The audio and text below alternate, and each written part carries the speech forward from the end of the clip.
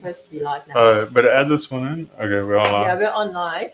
Hi Okay, guys, hi. Jackie M here, and we're just trying to sort out some technical Issues.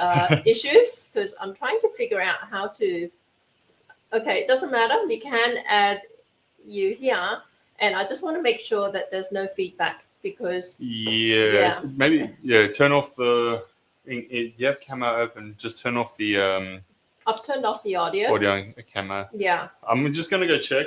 So say hi to everyone. Hi everyone, and I'll be back. Hi guys, thanks for tuning in. By the way, I'm Jackie M, and I'm the founder of Masters of Malaysian Cuisine. Paul Gray is going to be cooking for us, and we're hoping this will be a regular thing moving forward. But Paul is, as you would know, Paul has been in our lives for the last 3+ years in Australia. And he's never gone live cooking for us, whereas he used to do that as part of our Masters of Malaysian Cuisine broadcast back during COVID lockdowns. So we want to get back into the habit of doing it. And what better way to kick it off than for us to celebrate Father's Day for Paul, because Paul is an amazing dad to Noah.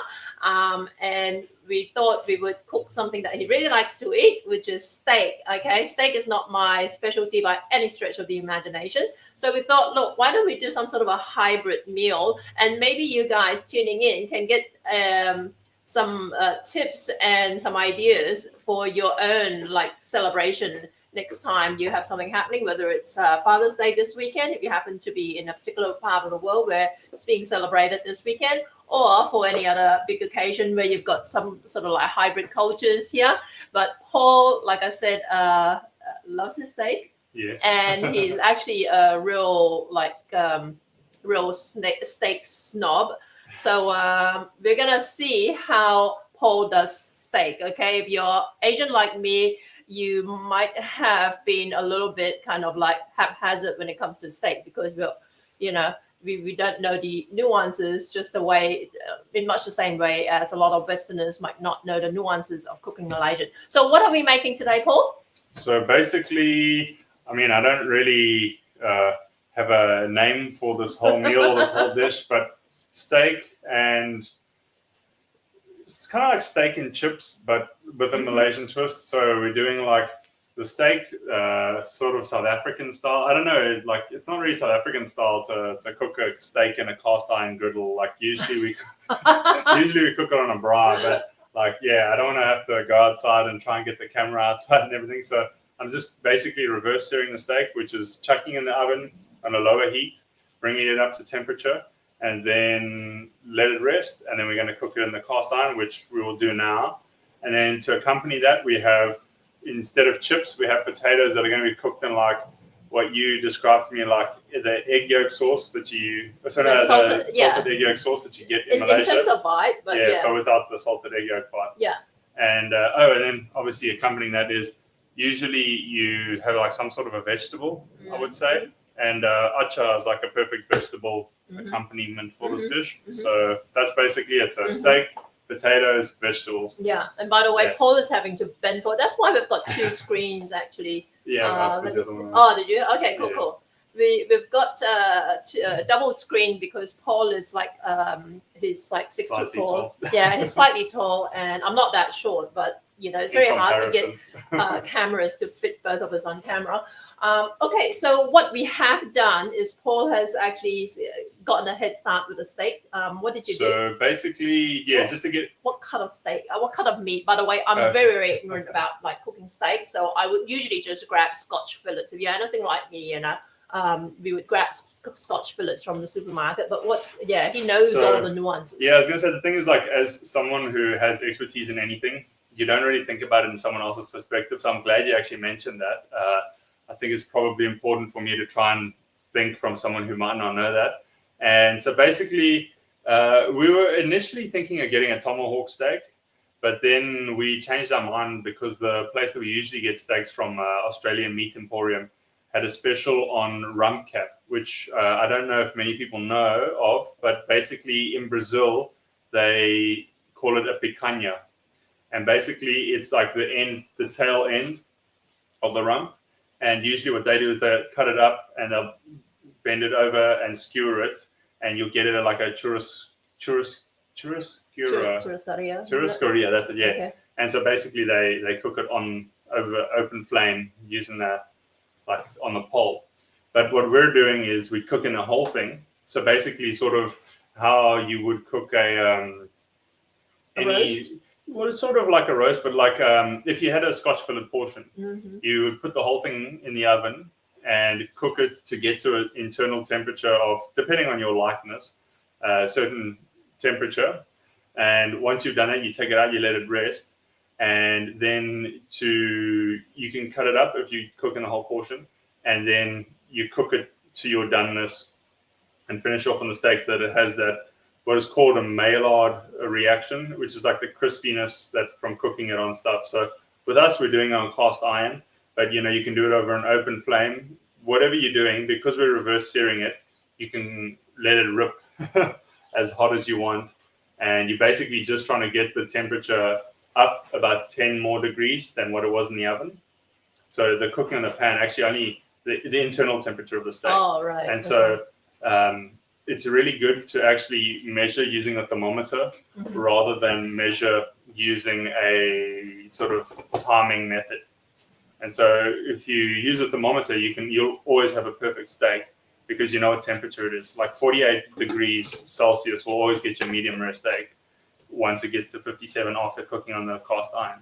And so it's kind of complicated, but the thing is, like steak, like anything, is like, has a nuance, just like when you make sambal, you can't, just be hodgepodge about it. You got to do certain things right or it won't come out okay. And so that's basically how if you want a really good steak at home without stressing about it, is you do that. And then you can either use what we're using today is beef tallow and a little bit of butter. We're going to give you a hint. If you're based in Australia, in Sydney in particular, we'll give you a hint about how you can get free beef tallow.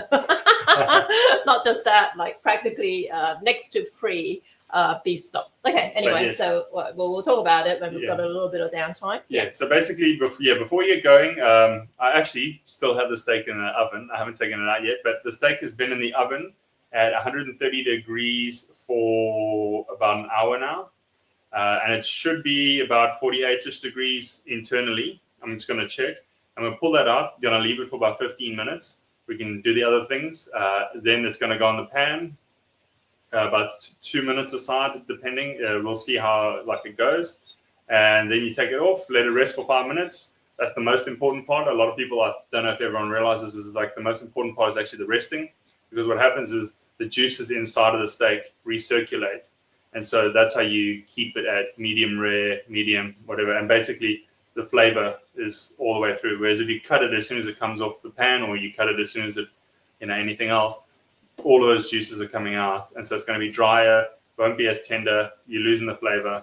So rather rest than anything else. Okay, there you go. You got all that. I don't know any of this, right? But back in the day, because I very rarely eat like red meat in steak form, every now and then when I did crave steak, I'll just buy, like I said, a Scotch fillet from Aldi or something like that, chuck it on the grill and on the pan and sear it, and it's always been a little bit half-baked. Anyway, so what I'm doing while Paul is checking on the steak, we're going to do three things, okay? So I'm doing the sides to go with the steak, and they're going to be Malaysian, and I figured what better opportunity than for me to incorporate some of the tips I've been sharing across my 30-day series. In case you've missed it, you can check them out on my socials. It's called, my socials anyway. Go and have a look at Instagram.com/Jackie M Sydney or Facebook.com/Jackie M Food or whatever else. Okay, let Paul show the steak out of the oven though. Let me just see if I can change the camera angle. I was going to say use the close up. Here you go. Okay, I want to hold it up to the camera. Okay, I hope you guys get a good look at it. Let me turn around so you can see the non-fat cap pot. Okay, so this is a big giant piece. It's like a roast, right? Yeah, and basically it looks like it's almost cooked, right? But the thing is, inside it's still a little raw or a little rare than you would actually like it. And once you hit it in the pan, it'll just bring out that texture and flavor a little bit further. Okay. So, well, there you go. That's pretty interesting for me. Let me just change it back to a widescreen. So hey Google, set timer for 15 minutes. So in 15 minutes. Starting now. In 15 minutes, we'll come back and have a look at this. Okay. Yeah, so I'm going to make I 3 don't things. know, but I found Okay, these sorry, results on search. That's our Home like assistant. home assistant. It's a bit nosy. What I'm going to do, I'm going to incorporate some of the tips from my 30-day series in the sides that I'm making. One of them is the quick hack to cook coconut rice. So we're going to actually serve steak with coconut rice. I know, random. If Paul, if you don't mind, actually just putting some rice on in that Thermomix in the far end. Definitely. And with the coconut rice, what we're going to do is we're going to cook it as per for normal rice, except we put some salt in it. Okay. So whether you're cooking rice on a stovetop, Be noisy. Is that okay? it's okay. Yeah. Whether you're cooking rice on a stovetop or you're cooking it in an instant rice cooker or you're cooking it in the Thermomix, just cook it as though you were cooking normal rice, but with a little bit of salt in it. Okay. So I'm getting Paul to do it in the Thermomix in the far end, and hopefully it won't be too noisy for us here. So that will just cook for 20 minutes on its own. In the meantime, the other tip I wanted to share was the quick and easy way to make acar. Okay, so I'm always actually, by the way, experimenting with acar with everything that I do. Truth be told, and what the quick and easy way consists of is essentially is to use leftover sambal belacan, okay, or any kind of sambal. You know, whether you've got like some store-bought sambal in the jar that you've got sitting around, or you've got like me. Let me just change the screen layout here. Okay, this is my sambal here. This again is from leftover from one of my cooking. I cook a lot, right? By virtue of the fact that I coach people to cook Malaysian food online. So I'm always cooking. I'm going to be cooking tonight again. And if you're interested, just as an aside, to find out how you can be a part of my Malaysian Hawker Pro coaching program, just visit malaysianhawkerpro.com and just pop your email there, and you'll be able to find out from me more about it as I organically share about the next intake via email. Okay. But Malaysian Hawker Pro is where I have a lot of food cooked up. And this actually is a batch of, it's got an enormous amount of oil in it. It doesn't matter. Again, like I said, it's just an experimental batch of sambal that I made using a mix of capsicum and also normal chili, okay, because I had some capsicum left over. So it's been sitting in my fridge for a few weeks because I'm not the biggest consumer of mild capsicum, whatever.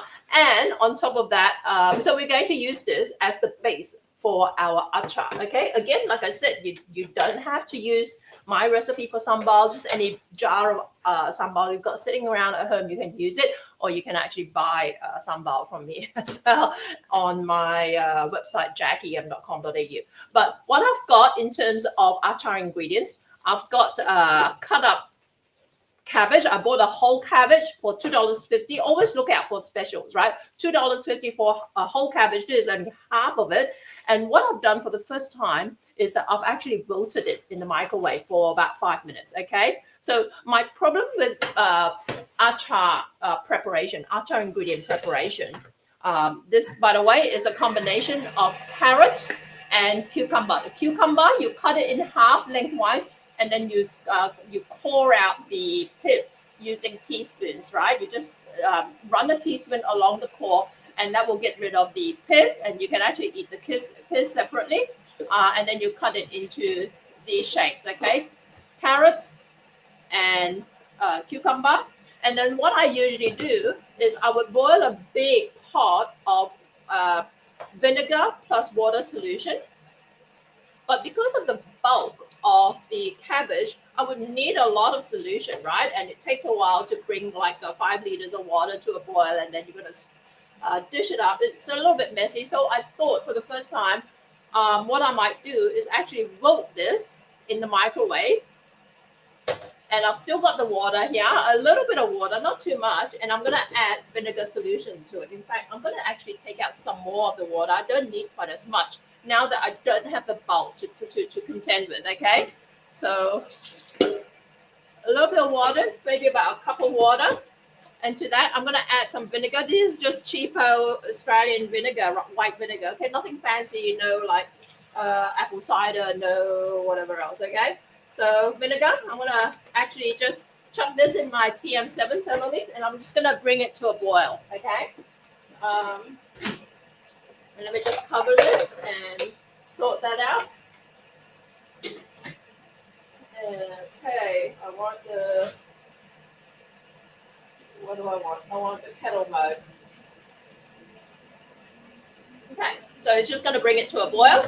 Again, this is completely raw, okay? This is raw cucumber, raw carrots, and usually what I would teach you in past sessions and whatever else is bring a pot of water to a boil, and then first toss in the carrots, right? And then you can bring it out and then toss in the cabbage, or you can leave it all together. If you're in a rush, like I often am because I run a business, I would toss in the carrots, quickly toss in the cabbage, and then quickly toss in the cucumber, and then turn off the heat, keep it covered for like a few seconds, strain it all out, right? And that will give you basically pickled vegetables, okay? But like I said, this time we're gonna cheat.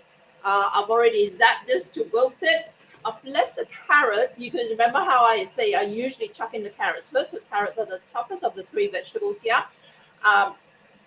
I like, I've thought about it. I've decided I like the carrots a little bit crunchy, okay? So I didn't zap it in the microwave the way I did for the cabbage, okay? I'm going to throw it all in together. We're going to find out together if this is a good hack.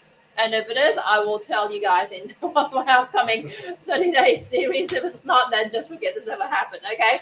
But now I've got a big giant bowl of carrots plus cabbage plus cucumber. And you're gonna ask, where's the steak beans? No, no self-restricting acar would skip those steak beans. It's because steak beans are expensive here in Australia, okay? So I leave it out. And if you're like me, I'm always thinking in terms of what is sellable. So everything I teach you is the same as what I would actually produce to sell, okay? So will people pay money to eat it? Yes, they will pay money to eat it without the steak beans. So there you go. And the other thing you need is peanuts, okay? So these are what's sold in Asian grocery stores as blanched peanuts, skin off. Okay, so when you talk about peanuts, I'm always thinking in the context of a Malaysian who lives overseas. Okay, so Malaysians will say, oh, you can get whatever sort of thing. The landscape is a little bit different depending on which part of the world you're based in. Here in Australia, I buy what's described as blanched skin off peanuts, and then I actually air fry this. Okay, I happen to have one of these air fryers that have these drums that spin for you automatically, right? So it's beautifully air fried this at 185 degrees for 20 minutes. So it's all evenly fried up, and that's my peanuts. Back in the day at my restaurant, I would actually just chuck this in a deep fryer and just fry it up. We'll do the same thing. Don't worry too much about the oil. Okay, and the next thing you want to do now that it's been air fried and nice and toasty, and of course you can actually just roast it in the oven as well, but will require you kind of like stirring it to make sure it's evenly done up, right?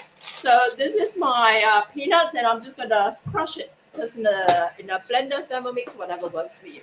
Okay, and finally the other ingredient that you will need is toasted sesame seeds. Okay, you can actually nowadays buy pre-toasted sesame seeds, but you'll pay about 300% more, but it'll save you having to toast it. But otherwise, you can buy raw sesame seeds and toast it yourself, let it cool down, and then store it and use it, which is what I've done in my batch. I'm going to pull out. Okay, so this is actually about 1 kilo of peanuts, and I'm just going to crush this in a second. And the other ingredients that you want are garlic, turmeric powder, sugar, and salt, okay? They're just different flavors to kind of like help balance out what they're using in terms of the sambal, okay? So let me just blitz this quickly.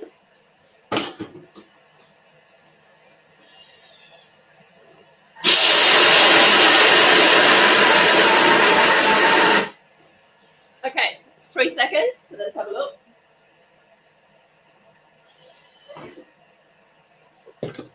Okay, so this is all crushed up. You can see it, right? And we're going to set it aside.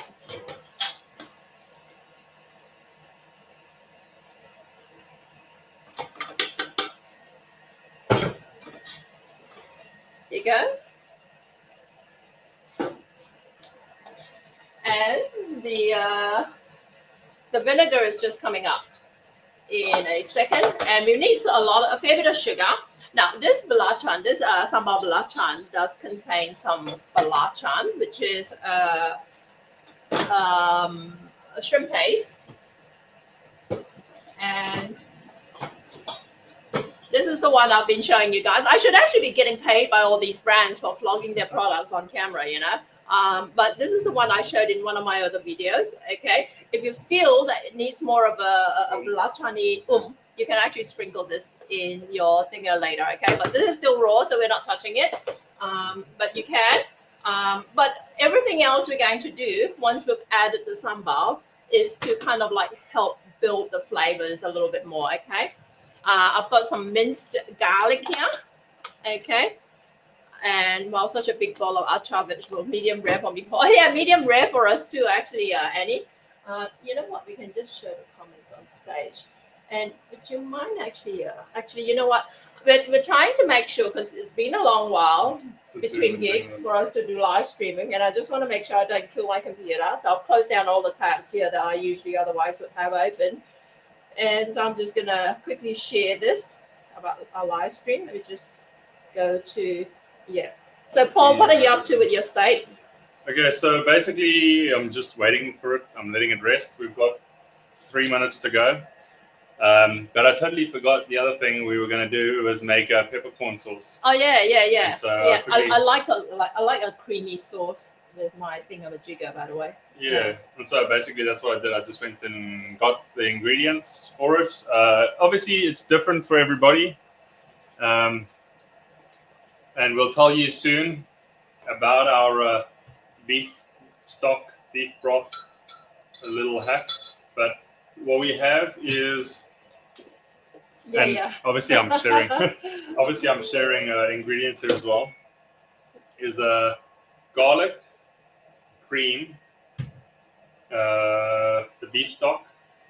Actually, I just realized that the camera's further away than it looks.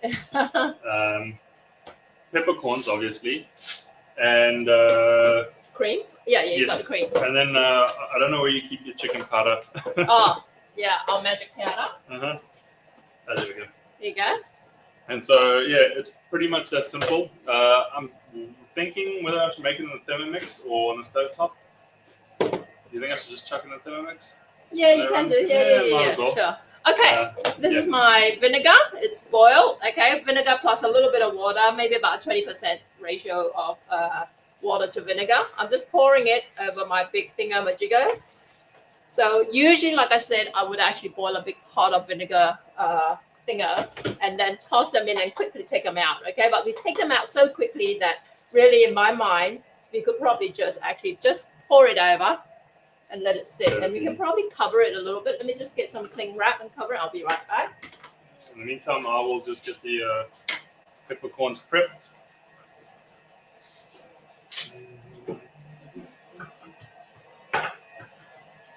Okay, so obviously it depends on different people's recipes and how different people like stuff. But my recipe is really simple, is particularly for the Thermomix, just chuck in like 2 tablespoons of peppercorns, crush them up a little bit, add in your butter. Oh, that's the other thing I don't have here. Add in your butter and let it cook for a little bit with the garlic. Then you add in your stock, you let it cook for a few more minutes. Then just before you finish off, add in your cream, and that's it. So it's pretty simple stuff. I'm going to go and do that now. So if you hear a noise, that's me. Okay. The other thing I wanted to mention is one thing that we're making. Paul mentioned potatoes, and I suggested to give it a Malaysian twist, we would make this dish that I used to make and sell as a frozen meal, not with potatoes, but with a meat substitute. Okay. What it is like Paul mentioned, it's got the same vibe as like salted egg yolk, Like prawns or dishes, right? With the chilies and with the curry leaves, okay? But we're going to make it vegan. So in lieu of a meat substitute, we're using potatoes. So it's kind of like to kill 2 birds with 1 stone. So we're going to use potatoes. We're going to cut them up, and we're going to maybe flash fry them in the. Would you mind just turning on the Yeah. Okay, I'm just gonna. we've got a deep fryer that we bought a couple months ago, and it's like the best thing ever. I should be sending Amazon links to everyone where to buy all these things. They're such good deals, right? So we're going to flash fry the potatoes. You can roast them. You can even just microwave them, steam them, whatever. And then what we're going to do, we're going to make a vegan potato side with it. That's Malaysian style, and which may actually come in handy if ever you have like a party or lunch or dinner Or your meet friends up, are and vegans. you want to cater to vegan friends, okay? And they won't even know. I mean, your non-vegan friends won't even know it's vegan. Okay, that's how confident I am I'm of just it. gonna crush up. I'm just gonna Okay, crush up the okay, peppercorns. it's going to be a little bit loud, so give us a couple seconds. Okay, so what we're going to do, let me just, The steak's also ready to start cooking, so let me know when you're. okay, steak's ready to start cooking. Oh, wow. Okay, well, that was quick. Yeah, didn't realize 15 minutes goes so quickly. Paul does everything by timer, right? You heard the our Google Assistant just now talking to us and getting confused by us. Okay, so what you're going to find with this is that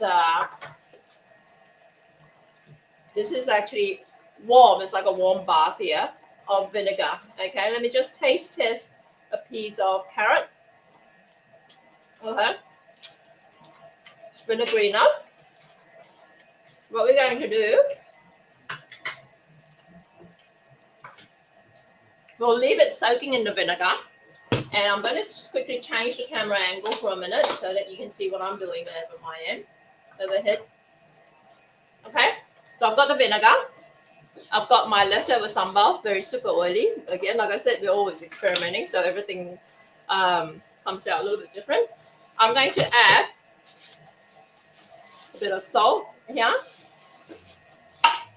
Okay, very agar, okay? I had someone email me a couple of weeks ago saying that the whole agar cooking thing is lost on them. And to that, I can only say it comes with just doing it, you know? Just like when you go to a restaurant and you order a steak or whatever, when you chuck in salt and pepper on your steak, you're not measuring it, right? You're basically agaking, okay? So it just goes with experience. That eventually you kind of know how much to put in, okay? So that's the vibe around the whole agar thing. Okay, so we've got the salt. We're gonna chuck in sugar. I'm using raw sugar here. You can use white sugar if you like. And it might shock you how much sugar is going in. Probably will need more. But we will see how That'll shock you, but don't worry, there's more. Yeah, don't worry, there's more. And I'm putting in some garlic. I'm using some raw garlic actually, in the expectation that the heat from the vinegar mixture will help to just slightly cook it. Okay, spoon is better. Thank you. So garlic. Probably doesn't need that much of it. I do have actually fried garlic as well that I could use, but let's use raw because that's what I usually go with. The other thing we're going to add is some turmeric powder. Okay. And of course, if you're a purist, you're going to say, "Oh, you're supposed to use fresh turmeric." Yeah, whatever. Okay, we don't have fresh turmeric sitting around. Willy-nilly. only on special occasions, okay? Because fresh turmeric is hard to come by, it's expensive, and it's it's very niche. Okay, so I use powdered forms of a lot of Asian spices that your grandmother in Malaysia might kind of like be a little bit offended by, because they can actually just easily access them in their garden, unlike here in Australia or overseas in a lot of the world. Okay, so you see the amount of liquid that's coming out. You're going to get more of it come out, okay? And that's because of the sugar that we've added in, okay? We want it to just kind of sit in this bath for a little bit. The sugar is going to dissolve in it on its own, okay? Many years ago, I was asked to contribute a recipe for this special Malaysia kitchen campaign. And I contributed my acar recipe, and I told them exactly this, right? After you've basically blanched it in a vinegar solution, you add sugar to it, and then you add all the other stuff. And some genius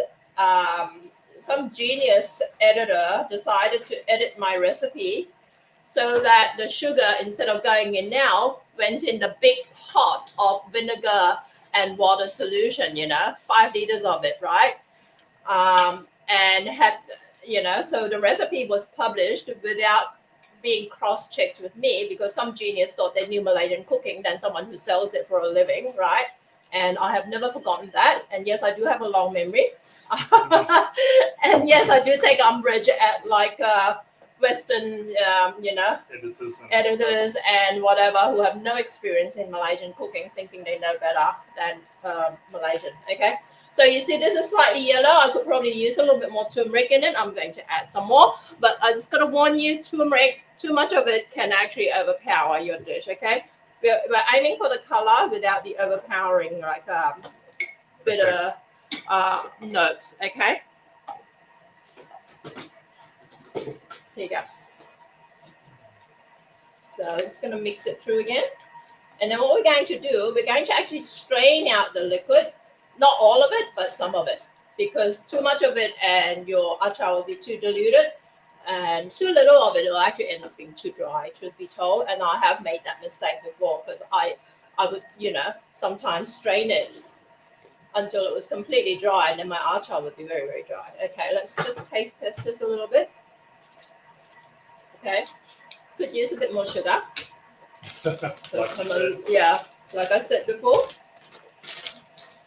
for this amount, I could easily use close to it's not 1 kilo of sugar yet, but it's probably about, I'll probably use about 700 grams of sugar in here. Okay, very agak-agak.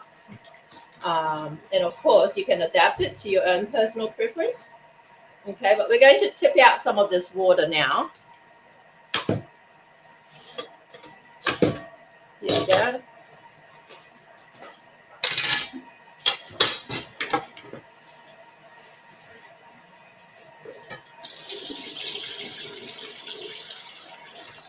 Okay.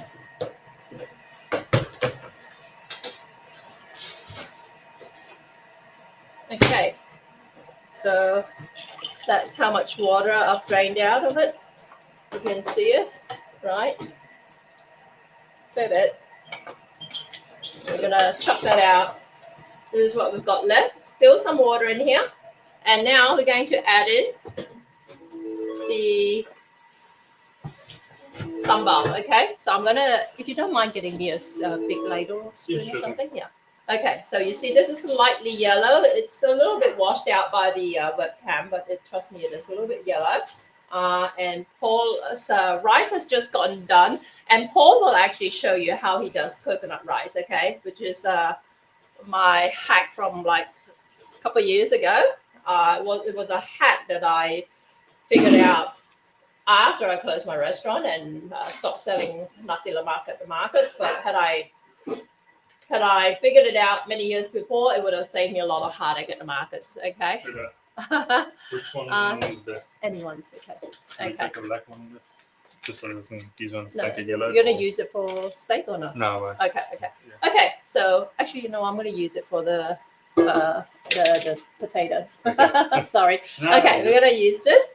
And I've got the sambal here. Like I said, any kind of sambal will work. This was one of those sambal experiments that I made that I didn't really have much of a use for. So I put it aside in my fridge for use. Yeah, okay. I should probably show this on camera, right? Yeah. So Okay, Paul, okay, in the meantime, So save this, and I'm going to mix this in. Yeah. So Thermomix full of rice. Whoops. On time. There you go. Okay, so it's rice plus a bit of salt There's here. a bit of salt in the water, maybe about a tablespoon or so. Cool. Then just get the rice loosened up again, because obviously it's compressed in the little simmer basket. Then where is it? Over here, right?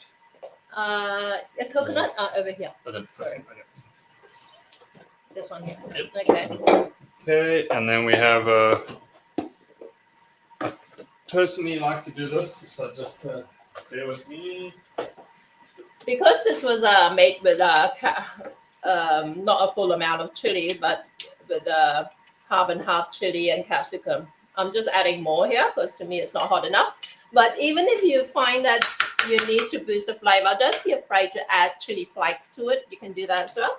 Okay, so don't stress too much about what goes in here or what you need.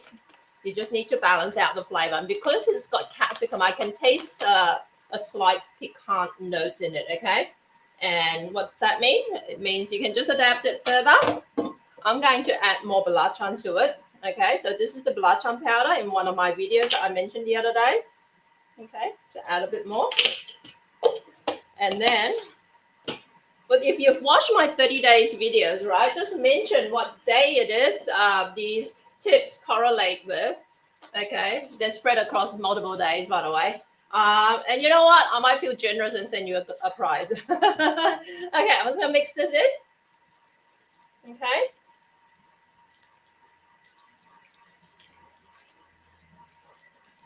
And yes, Annie Thompson was saying earlier, this is a big batch, and it's by my standards, it's not as a normal batch, but you know how it is with vegetables, right? You know, you yeah, a few carrots here and a few cucumbers there, and they all add up. Okay, so coconut milk powder, which I prefer to sieve, but it doesn't really, I think, make much of a difference. It's just like, at least then it doesn't clump sometimes if it gets too like moist. About 2 tablespoons, give or take. I might be actually putting too much in today, but you can never have too coconutty rice, right? I love it coconutty, so it's not a stress for me. I add more sugar here.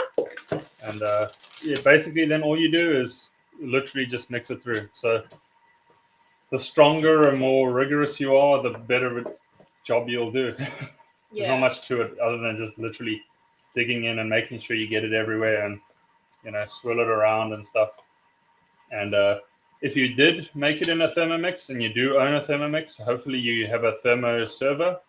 So once you've done all this, just pop it back into a thermo server or some sort of a closed or sealed container, and it should carry on cooking a little bit and just sort of get the coconut powder as hydrated and stuff as possible. So, you know, most people won't even notice that there's like coconut powder in it. You know, they'll just taste the coconuttiness and you're good to go. So there it is. That's your coconut rice done. There you go. Right, and of course we're skipping the pandan, but you can use some pandan in your when you cook the rice as well, right? We're just making a super simple version of this. Okay, you see how the acar is coming along. Again, you can just keep adapting the flavor. I can taste the piquant vibe of the capsicum, so I've been countering it with more sugar. If you're averse to sugar, obviously leave it out. Okay, this is another ingredient, another one of my hacky hacks.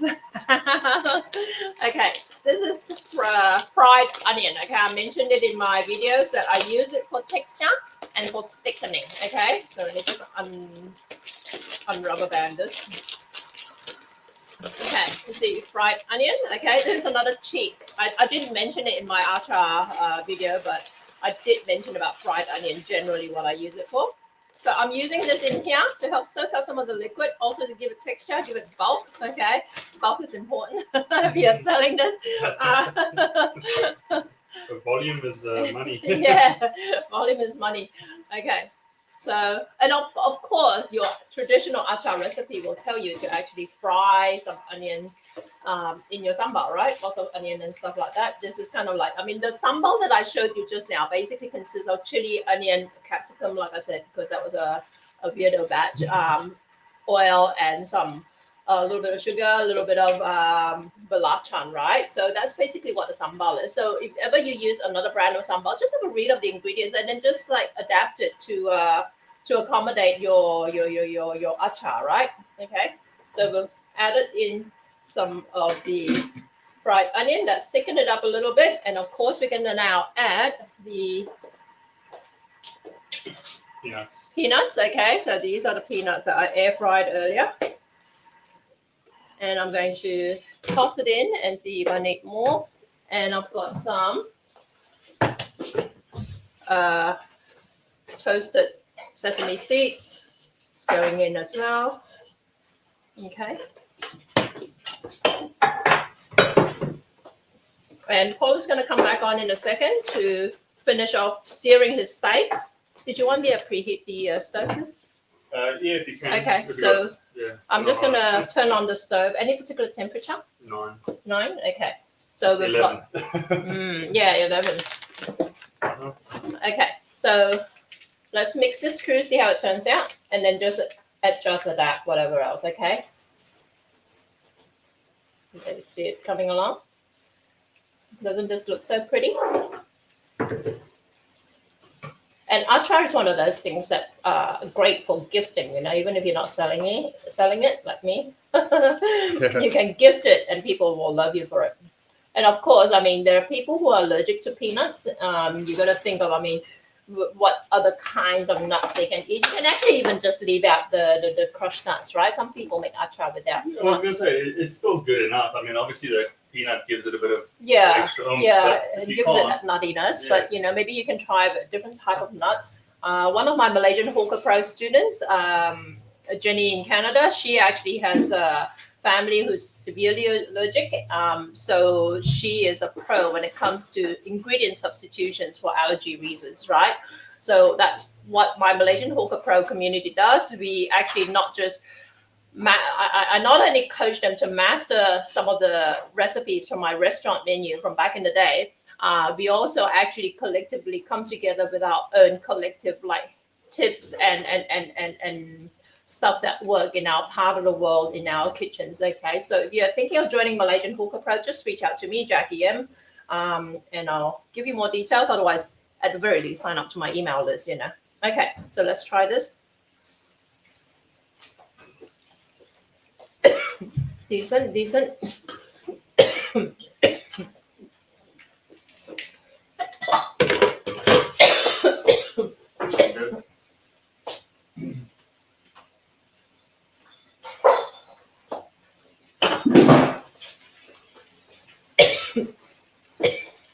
Okay, so there you go. Acha, done and dusted. And back to you, Paul. Dex, how do I change the camera angle?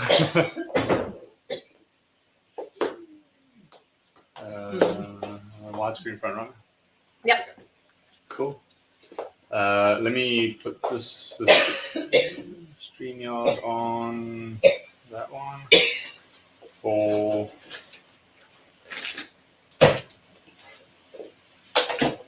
how do you change which You want camera it to, is? okay. You want to change the camera? Okay. Yeah. So let me just put this on here. There you go.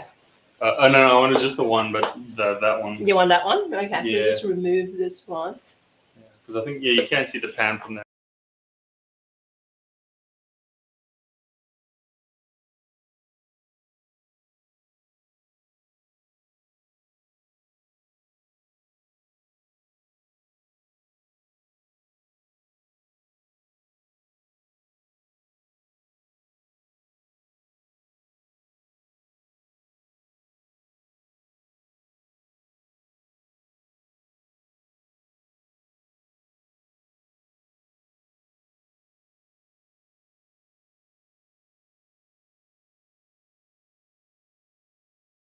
Steak. Okay.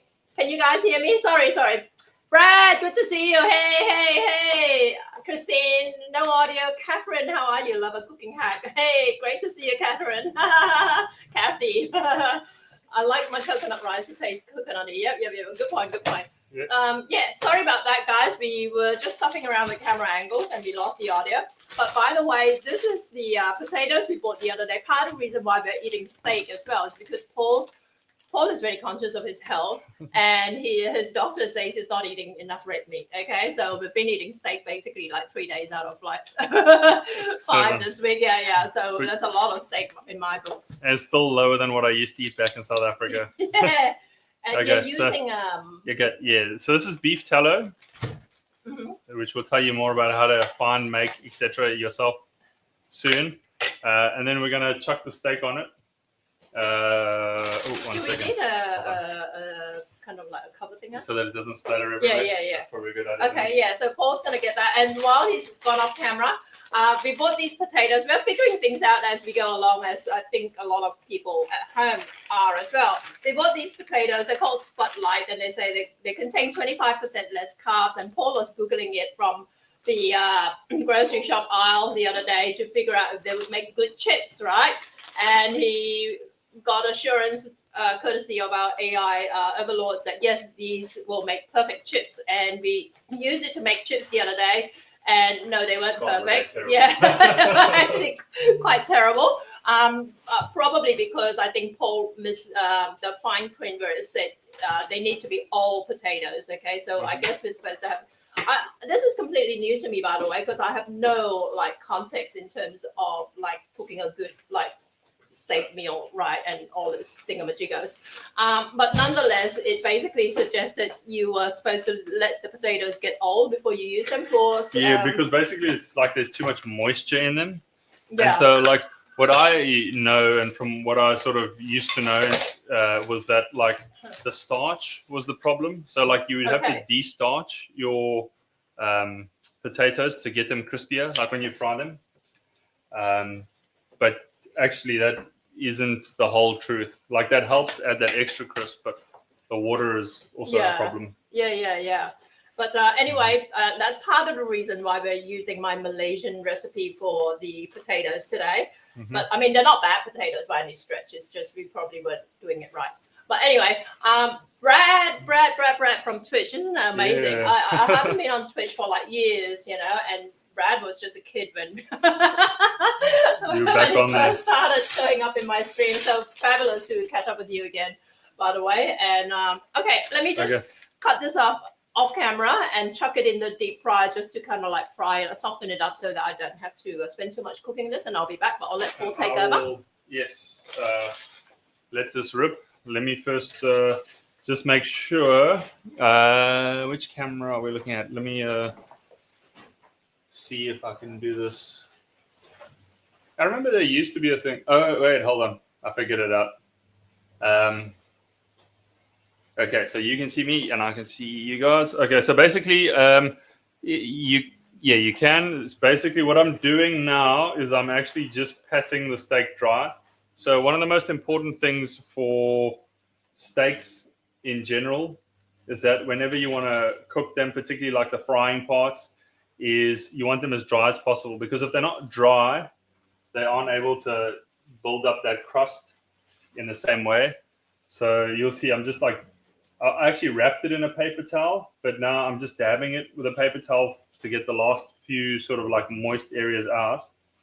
And the one thing we should have probably done a little bit better, and that was just because I think we had a busy day yesterday, is one of the easiest ways to make a steak that gets that nice sort of char or that nice sort of crust on it is coat it in salt and put it in the fridge. And so once you do that and you leave it for up to like 24 hours, let me just clean my hands. That salt will pull out a lot of the moisture, and you can then sort of, once you dry it off and let it like come back to room temperature, it'll be sort of great for getting that nice crust. So that's basically what I've done now. I think basically walk you guys through the whole process. But we did that, left it in the fridge for a while, took it out, left it for an hour, let it come back to heat, and now it's I think it was about 48. I think it might actually not be as medium rare as I like, but yeah, it was sitting about there. And then we're going to chuck in the pan for 2 minutes aside. We'll see how it goes. And yeah, it might get a bit smoky in here, but we're off to the races. And in case you can't hear me because of the sizzle, first we're doing beef tallow as the fat, and then I'm going to add some butter just before we finish it off. And save the fat cap side for last.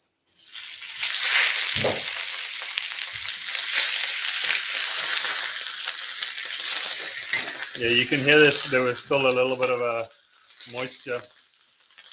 Catherine, basically that salt trick, I don't really know where I learned it from, but basically it's like something sciencey in that salt, like, removes moisture and all of that. So by doing that and putting it in the fridge, it sort of does two things at the same time. I think the cooling down somehow like contracts the meat, as well as the like salt getting into it and pulling the moisture out. I don't really know enough. Hey Google, set timer for 1 minute 40 seconds. Okay, 1 minute and 40 seconds. Starting now. But yeah, so basically that's what it does, and it's an easy way to make like a steak that. That's something. It's an easy way to make a steak that isn't a great cut or isn't a great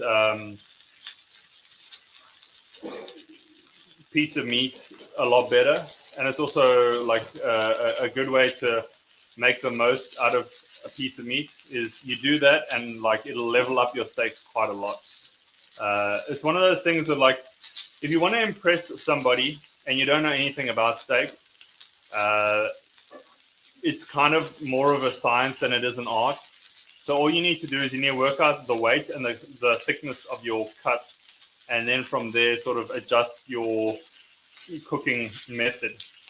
So anything that's like thicker than 3 centimeters, you want to cook it slow and low first, and then pan fry it. Just ignore me lifting it up, but basically, if you do put it in the pan, don't move it around once you put it down. And you want to cook it low and slow if it's thicker than 3 centimeters. If it isn't, just, you can cook it straight immediately. Don't even like worry about it. And if it's thicker than 3 centimeters, you can either sous vide it, which is great, but I actually found that like a low and slow reverse sear, which is basically cooking it in the oven, and then, hey Google, reset timer. Got it. Resetting for 1 minute and 40 seconds. Yeah, it's a big piece of meat. So.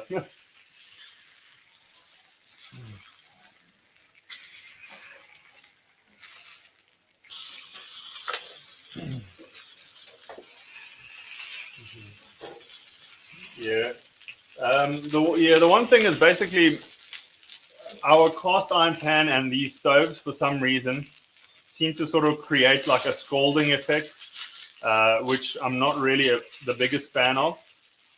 So you'll see like our meat is a little darker than I'd like. But yeah, there we go. Yeah, the cells work, adding the salt.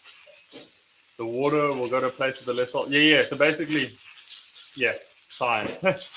And so the one of the things that I'm trying to think where I got to, but basically, like if you do the reverse sear method, which basically means a low and slow cook and then finishing it off in a pan or on a grill or something like that, is one of the easiest ways to impress people, because you work out the size of your steak, you work out the weight, and nowadays with AI, you just ask AI, like, I've got a 1.4 kg steak, and I'm trying to achieve, a medium rare cook. How long should I reverse sear and then do it in the pan? And so yeah, basically, if you want to impress someone, reverse sear is your best method. So cook it in the oven. Hey Google, stop timer. Cook it in the oven, and then do it on a pan or on a grill, and you'll have close to like restaurant level steak. So yeah, there we go. Not the biggest fan of this pan, but we'll see now when we cut it open So yeah, that's basically it. I'm gonna just move this steak aside. Once you've cooked it, basically, like you'll read, most places will say to you, just chuck it on a chopping board and let it rest for 5 minutes. But I find that it loses that crust once you put it on the chopping board, especially the bottom part. So for me, I find that it's better to put it on a grill rack. So like something like this, so that it has like the least amount of points of contact with anything. And anything else, like all the juices will drip away from it, so it doesn't get like smothered in its own juices. And so yeah, that's basically the steak for now. I'm just gonna put this aside. 1 second. And hey Google, set timer for 5 minutes. Okay, 5 minutes. Starting now. And so after the steak rests, I'll cut it so you guys can see what it looks like. I'm just actually gonna. Pictures that match. I'm just gonna check the temperature actually.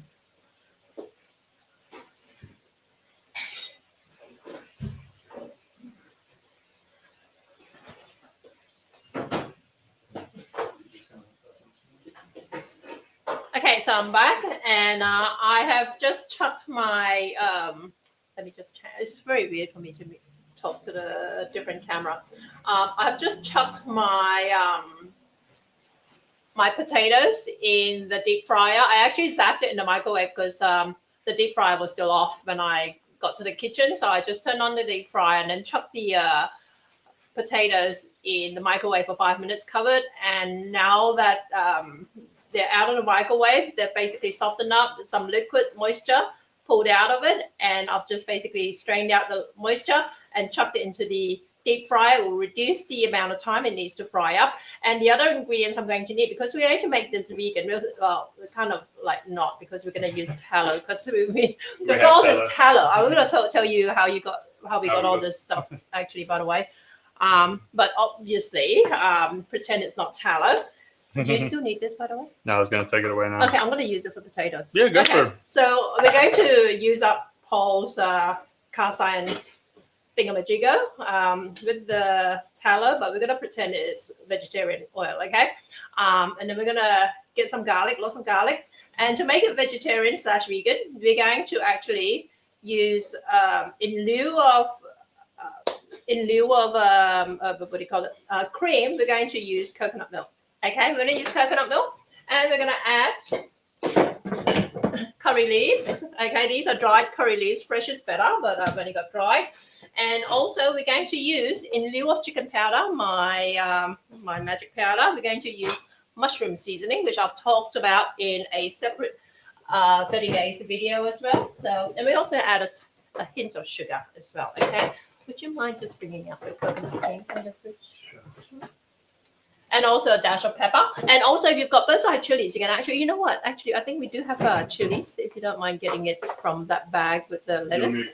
Yeah, but you just slice it up. We're going to chuck some chilies in it as well. Okay. And if you don't mind just bringing the potatoes out from the fryer, that'd be good. Okay. So where is my mushroom powder? Okay. No, that's not it. I've got a lot of seasoning in here, as you would imagine.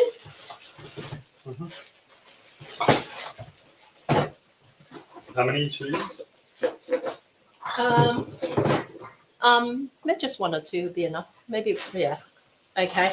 So this is mushroom seasoning, and I showed it in one of my 30 days videos. This is how they come.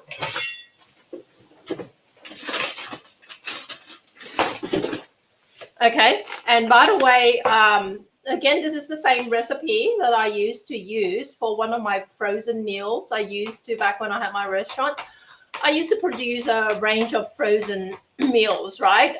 All of which have been redeveloped so that you can buy the base of the recipes essentially from my online store as dry curry paste. So if you see a range of handcrafted by Jackie M dry curry paste, they're all based on the recipes I use in my restaurant for my frozen meal range, which we're talking a long time ago now, but when Costco first came to Australia, they actually approached me because they heard about my frozen meals. They liked it so much. They liked them so much. They actually asked me to manufacture my frozen meals for distribution through Costco.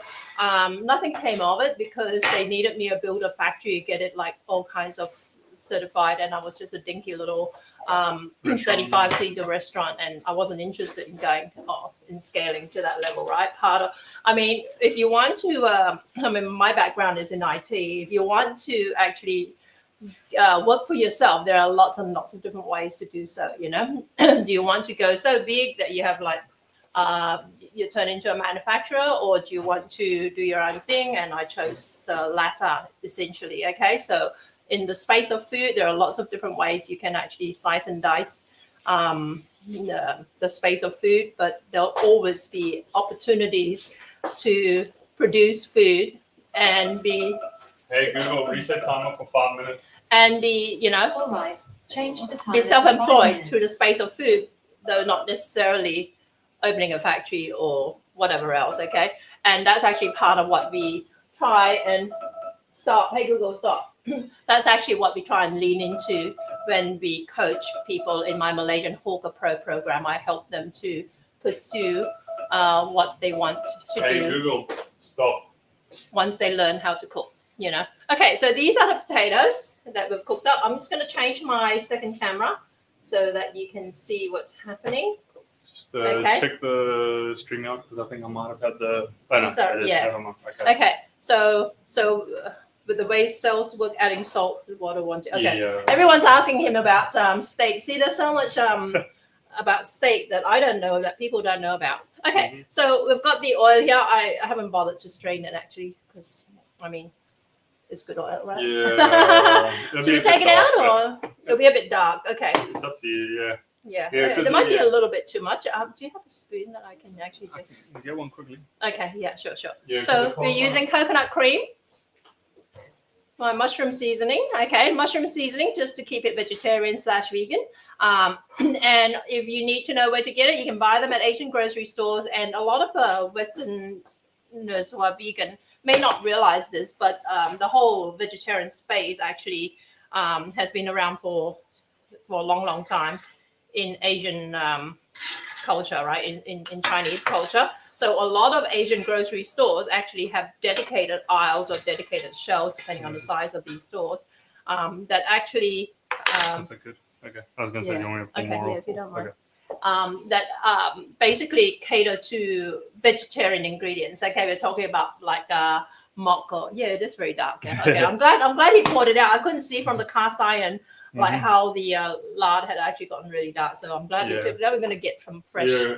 Look, I'm just going to use vegetarian oil. Actually, you know what? Well, here's a teller. Oh, okay. Anyway, so pretend it is vegetarian. Okay. What we're going to do is we're going to heat up the oil. Yeah, unfortunately, the cast iron for some reason is folding, so that's why. Okay, sure. So I've just chucked a little bit here, but yeah, any Asian grocery store in Sydney or probably around the world will have a vegetarian section, even freezers full of vegetarian ingredients and sort of stuff, and mock meat and all that. And vegetarian mushroom seasoning is their go-to seasoning, and it doesn't. The bonus is that it doesn't even contain MSG, right? Unlike my chicken powder that I use so much. And the other thing though is that you don't do a one-to-one swap of the chicken powder versus mushroom seasoning, because the flavors, the mushroom seasoning tends to be less salty, I find, and also slightly sweet, interestingly enough. Okay, so we're going to chuck this in, and we're going to chuck lots of garlic in. So I love my garlic. Okay. Here you go. And we're going to chuck in curry leaves. Again, ideally fresh, but you make do with what you got here, right? And we'll chuck in the chilies, sliced chilies. Okay.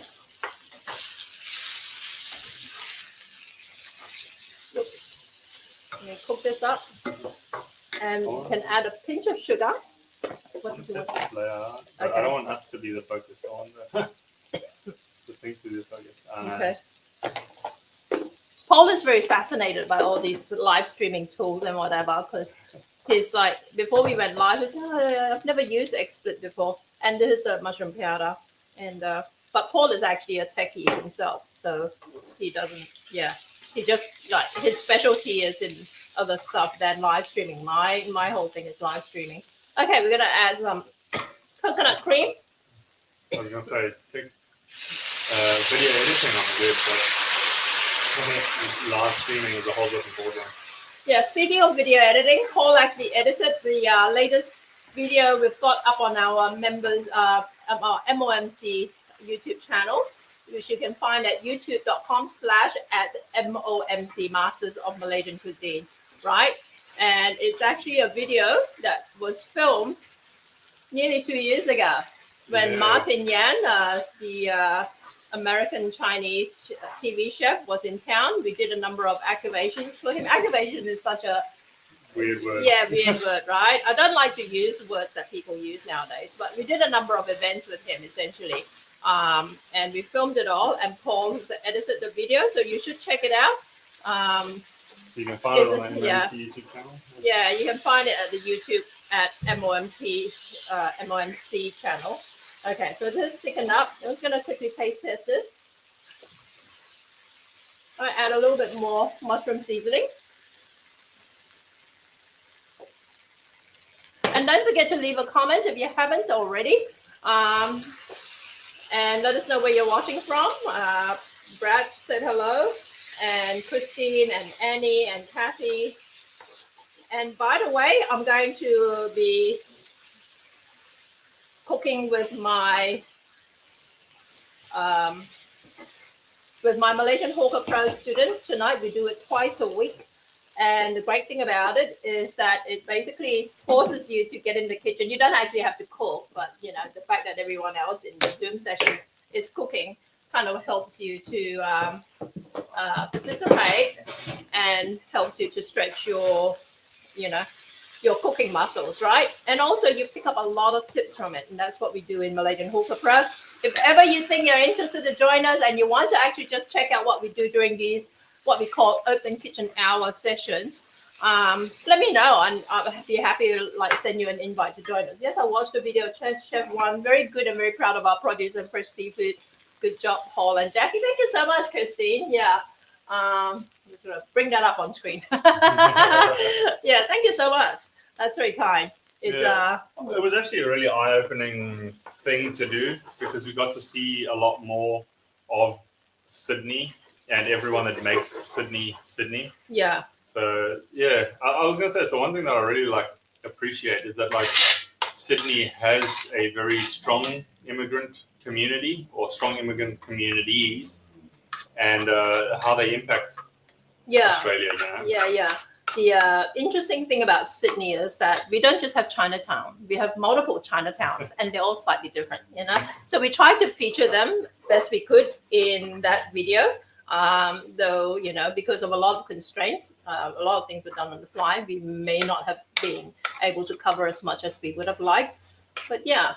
Yeah, we saw a lot of places that I think are very important to Sydney's history. And I was going to say Chinatowns, and you even did Little Saigon, Cabramatta. Yeah. So I don't think anyone calls it that, but I mean, what else can you? Yeah. Can you say? So I think the potatoes taste really nice. We got the acar. Did you want to slice up the steak? How's the steak gonna work? It's what happened to the timer? I know, the timer was going nuts. I'm sure the timer would have run out. How long are you supposed to rest it for? 5 minutes. Yeah, I'm sure it's been 5 minutes. Okay. Yeah. So Paul is going to come back with his steak to finish it off, and we will show you what we managed to create. And speaking of which, I mentioned in my email that we would try and fit in on day. We had time. I'm actually going to leave the on day to tonight when we when I do my Malaysian Hawker Pro Open Kitchen Hour with my students. So like I said, if you want a free pass to join us, just to suss out what we actually get up to, right? Let me know. I'll be happy to share it with you. And also, I'm gonna make on day. and come up with because I actually posted a picture of onde onde the other day using sweet potato, which I don't usually. I've done it once or twice in the past. Don't usually do, and some people commented that actually onde onde, those Malaysian mochi, essentially are what they are.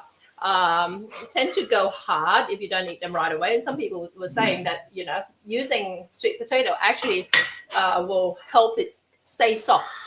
Okay, so I wouldn't usually make onde onde at night because we are actually going to be live streaming. We're actually going to be doing it at 8 p.m. Sydney time tonight.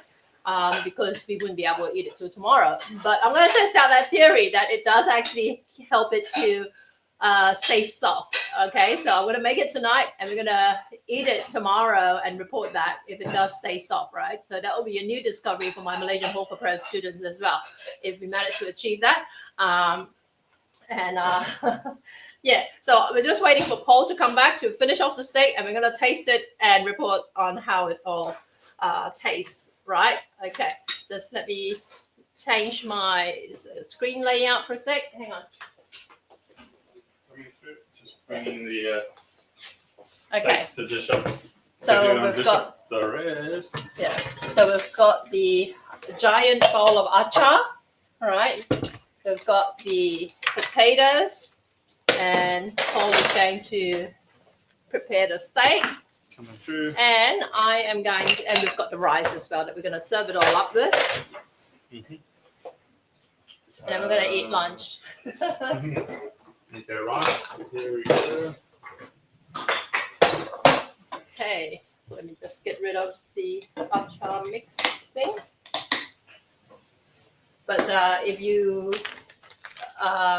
got any comments about any particular tips you picked up from this session, whether from making steak or from the Malaysian hacks. and also what you'd like to see from me, maybe. Yeah. Because I'm still trying to figure out what what you'd like to see from Paul, whose background is South African, in future live streams. Okay, Paul is going to this is not his comfort zone, by the way. And he says the potatoes look interesting and delicious. I will have a go at making it later in the week. Cool. Yeah, it's very easy, right? It's like a 5-minute job as long as the potatoes are cooked, sort of thing. If you use fresh curry leaves, it will look prettier. Because I'm using dried curry leaves here, it doesn't look quite as compelling. But flavor-wise, it's really nice. Okay, and if you're not hell bent on keeping it vegan/vegetarian, obviously you can actually cook the potatoes in butter. So butter and garlic.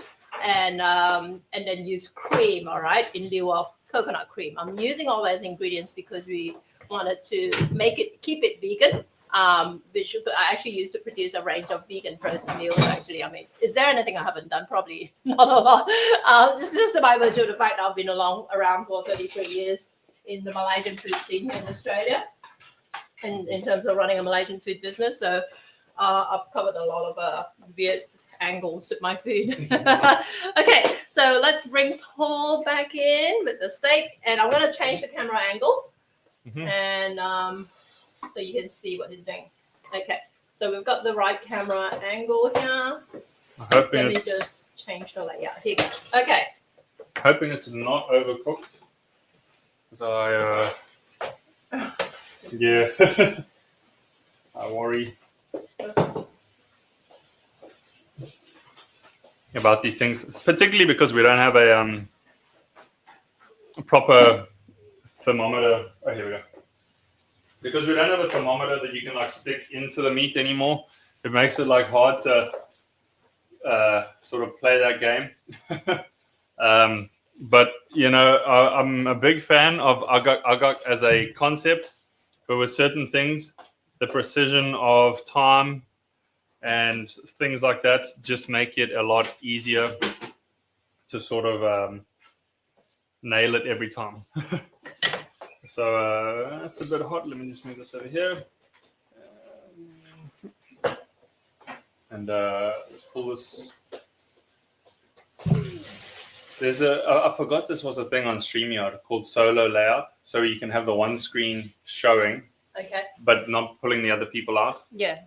So that way, yeah. Oh, it had to be right over the hot plate. Okay, yeah, you should all be able to see this. Okay, how thick do you want your steak? Thickish, I guess. Okay, I'm gonna go about there. Okay. Here's the moment of truth. Yeah, it is overcooked.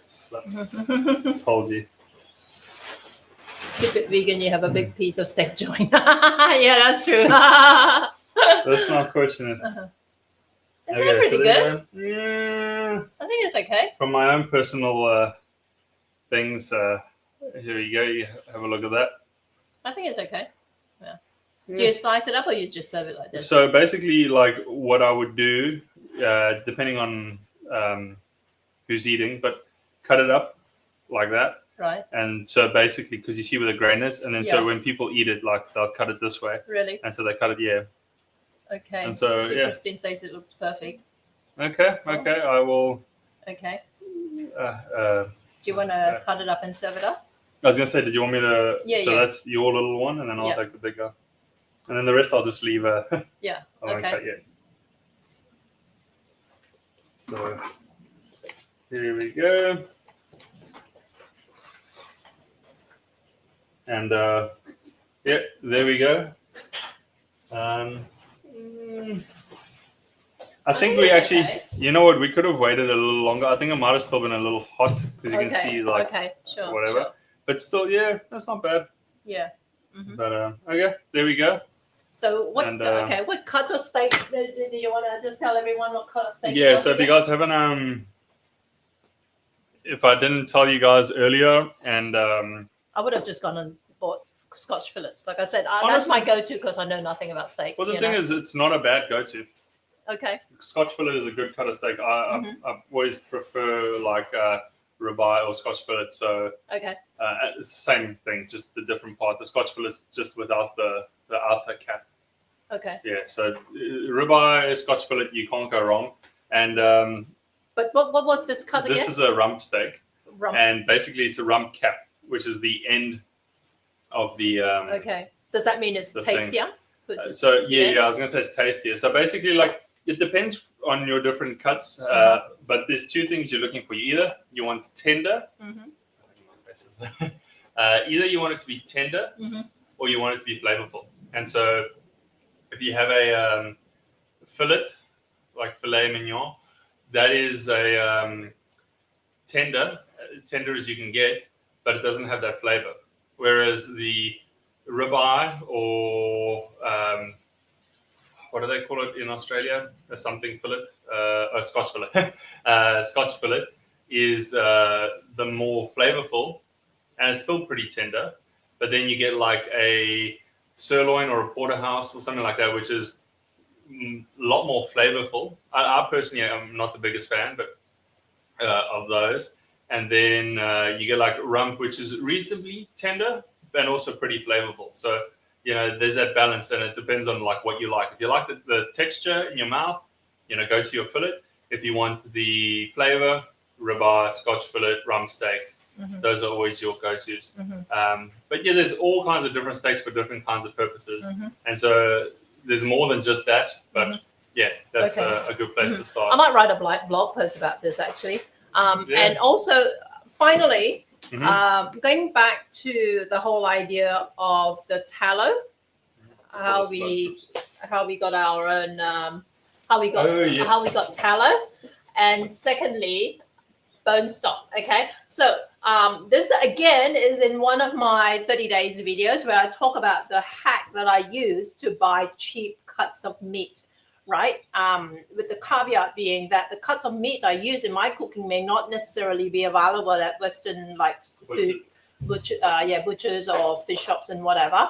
That aside, when you do find them, they actually oftentimes work out to be a lot cheaper because they're seen as low value or throwaway items, as opposed to buying them from an Asian butcher, right? That's the way. I was going to say that's the way to hack it. Is you buy Western cuts at Asian butchers and Asian vice cuts versa. at That's right. Yeah. You just need to also learn the names because they have sometimes different names. Yeah, sometimes they have different names as well. But basically, Australian Meat Emporium. Okay, in my video, I gave the example of the Sydney Fish Market, a high-end kind of like la-di-da fish place, right, where everything's a little bit elevated, albeit like fresh.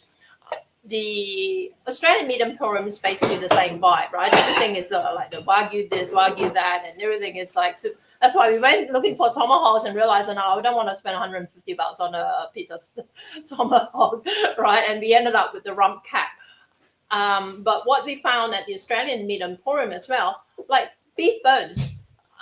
Almost every week we go to Cabramatta to buy beef bones, and like they're about $7 a kilo, right? The beef marrow bones, we get a combination of marrow and other cuts of other types of bones to make beef stock with that Paul uses in a bunch of different things, right? You can use it to make fur as well. And I was gonna say we use for our own soups and stuff. So $7 a kilo for a marrow means like, you know, you're spending a fair bit just on bone alone. You go to Australian Meat Emporium, you go to the counter where they're cutting up meat. They have these big giant buckets of bones, and you get a big bag, right? And it says, fill as much as you want for $4, okay? The caveat is that it's labeled dog bones, okay? So you're essentially buying what Australian Meat Emporium people what their clientele essentially would usually buy for their dogs, right? But it's the same cut of bone, it's the same marrow bone and whatever. There's tubs that are the regular, like all the bones across the body. And then there's like a massive marrow bones. And there's like the intermuscular bones as well. And so like there's a whole bunch of different like types of bones that for your needs, but everything is $3.99 for a massive bag. Right. And fill it as much as you like. And we could have actually filled our bags more. And I can't remember how much each bag weighed, but it was like close to 3 kgs or more than that. Oh, way more than that. They're like at least 5 kilos, and we could have filled them up further as well. They felt like more like 5, 7, 8 kilos per bag, because we were really like going for it. Paul was a little bit more conservative. I think I was going for a bit more, but next time you want to make beef stock, go to Australian Meat Emporium and fill up these bags, and you're paying $4 a bag, and bone broth is great for everything. And the thing is, like, we were worried, we were like, oh, what do they mean by like dog bones? But like we've cooked them up, and the tallow that we're using here is from that, as well as I've tasted the stock, and it has no difference in taste. From the bones that you get in Cabramatta. There you go. So it's exactly the same bones as what you get, as you pay $7 for, okay? And by comparison, you're paying like basically 50 cents per kilo for bone, right? Because it's labeled as dog bone. And this is the tallow we made out of it. And Australian Meat Emporium, for the fancy people,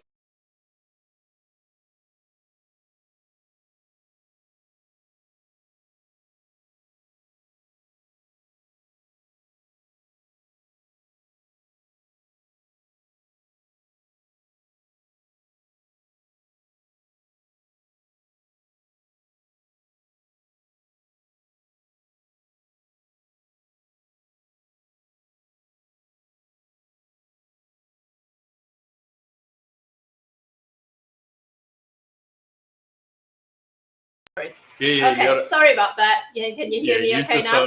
Use the solo layout.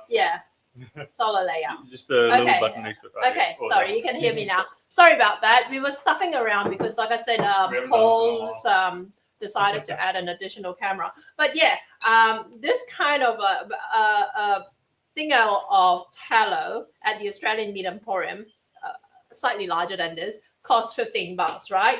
When we make our own tallow from the beef bones, that cost us 50 cents, right, per kilo effectively.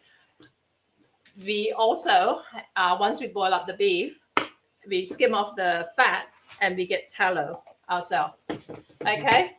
And oh my God, this is a massive, massive serve. That's my one. This is Paul's, by the way. Let me just change the camera. Okay. Here you go. So you can see it. This is Paul's serve of steak with the potatoes, with the acar, with the coconut rice, and with the pepper sauce on the side. Let me just taste the pepper sauce a little bit. Might be a touch salty. It'll be fine once we combine it. Okay, so we're going to take photos of this, and we're going to take photos of this. And how do you think? What do you think of the And we're gonna share share at least, if nothing else, a fact sheet about it. I might actually publish it as a blog post. We'll see how we go. But please let us know what you'd like Paul to cook next. There's anything in particular you're interested in?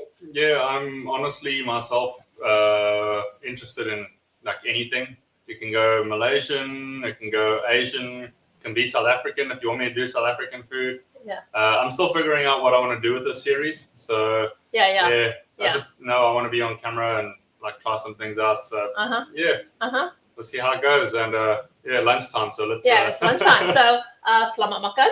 Yes. How do you say it in Afrikaans? It doesn't Yet sound- lekker, I guess. What's that? Yet lekker, like Yeah, eat well. lekker. Okay, Yeah. there you go. Yeah, lekker.